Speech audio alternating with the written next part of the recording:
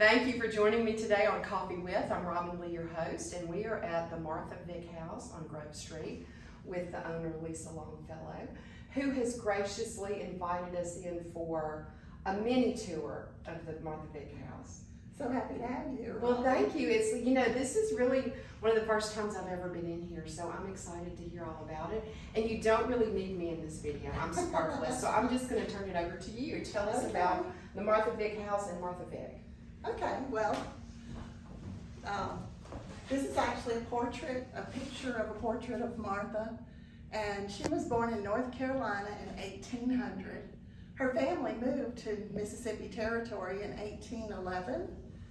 When this, before Vicksburg was founded, it was actually her father, Vick, who laid out the original boundaries of the town in 1819 on some property he had bought here along the river. And he died that same year. So it was the children who got to develop the town. Martha and her older sisters helped to raise the younger children after both parents died in 1819. And by 1830, she was quite a businesswoman, buying and selling property, and had this house built here on Grove Street. It is a Greek Revival style home based on the spaciousness of the rooms and the year that it was built. The house itself is pretty much original. We have the original cypress floors, the original woodwork.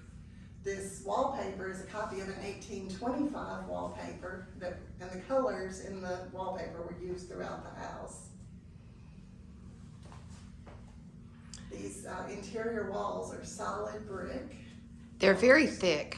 All the way down to the ground. And there's a little crawl space under every room.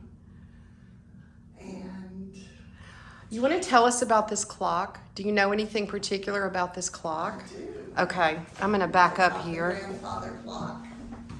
This is a farmer's arms clock.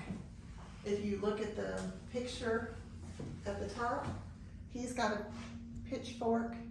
And I don't know if I can thistles, get that, but I will try. And she's got a butter churn and roses.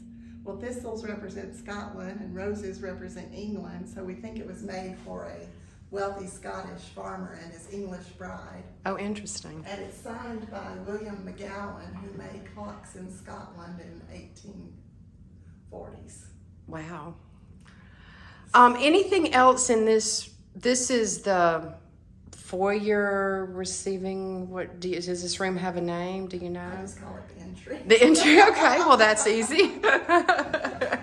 And I know people can see into these other rooms, and we are going to be doing a brief video in each room. And then do you want to tell people if they want to schedule a tour, how they can go about doing that? Well, certainly. We are open by appointment only for tours, and you just call me up and I will do my best to accommodate your schedule. Well, that's easy enough. Yep. Okay. And the phone number is listed on our Facebook page. Yes, and the Facebook page is the Martha Vick House. Okay, that's pretty simple.